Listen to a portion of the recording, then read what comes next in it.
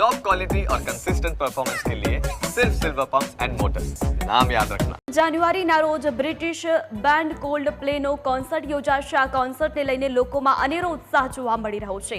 Cold પ્લેના ભારતમાં પણ મોટી સંખ્યામાં ચાહકો છે। કોન્સર્ટની ટિકિટ બુક માય શો વેબસાઇટમાં આવતા જ વેચાઈ રહી છે। કાર્યક્રમને લઈને લોકોમાં ઉત્સાહ એટલો છે કે ટિકિટના 2500 થી લઈને 12,500 રૂપિયા ચૂકવવા પણ લોકો તૈયાર છે।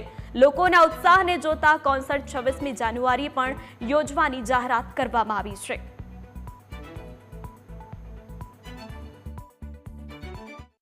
દિલજીત અને કોલ્ડ પ્લે સૌથી પહેલાં તો મ્યુઝિક ઇઝ ફર્સ્ટ લવ, લોકોનો મ્યુઝિક લવ છે। કોલ્ડ પ્લે બહુ જ મોટું બેન્ડ છે અને ઘણા બધા લોકો ફોલોવર એના રહ્યા છે અને આપણા ત્યાં હવે એવું નથી કે આપણે ખાલી હિન્દી મ્યુઝિક કે ગુજરાતી મ્યુઝિકને પ્રેમ કરીએ છીએ।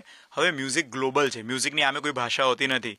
તો યંગસ્ટર્સ જે છે, જેનઝીઝ જે છે, એ લોકોને દરેક પ્રકારના મ્યુઝિકમાં રસ છે। પછી એ ગુજરાતી હોય એમના પ્લેલિસ્ટમાં ગુજરાતી સોંગ્સ પણ હશે, હિન્દી પણ હશે અને અંગ્રેજી પણ હશે। અને ઘણા બધા લોકો મારા જ કઝિન છે જે લોકો અરેબિયન મ્યુઝિક અને અલગ ભાષાનું મ્યુઝિક, કોરિયન મ્યુઝિક પણ સાંભળે છે। સો ક્રેઝ તો મ્યુઝિકનો કોઈ દિવસ પહેલાં પણ હતો, અત્યારે પણ છે। હવે કદાચ ડિજિટલના કારણે વ્યાપ વધ્યો છે અને આપણી પાસે હવે મોટા મોટા સ્ટેડિયમ્સ છે જેમાં કેપેસિટી વધી છે, એટલા માટે આપણને ક્રેઝ વધારે દેખાય છે। બાકી મ્યુઝિકનો ક્રેઝ તો વર્ષોથી છે। કોલ્ડ પ્લે અને કોલ્ડ પ્લે જેવા ઘણા બધા બેન્ડ્સ છે। આ છે ને હવે કેવું છે કે એક ઇન્ટરનેશનલ ઇવેન્ટ જે 10 વર્ષ પહેલાં એટલી બધી નથી થતી પણ હવે ભારતમાં ફ્રિકવન્ટલી થઈ રહી છે। અને ભારતમાં જેમ કે ભારત એક એવો દેશ છે જેમાં યુવાનો વધારે છે અને યુવાનોને શું ગમે, 25 થી 30 વર્ષની લાઈફમાં એ લોકોને આવી મોટી મોટી કોન્સર્ટ્સના ભાગ બની જવું હોય। કોવિડ પછી આમે એવું થયું છે કે ભાઈ જિંદગીનો કોઈ ભરોસો નથી, 40, 50, 60 વર્ષે શું કરીશું ખબર નથી। થિંકિંગ બદલાયું છે લોકોનું। પહેલાં લોકો એવું વિચારતા હતા કમાઈશું, 40 પછી હરીશું ફરીશું જલસા કરીશું।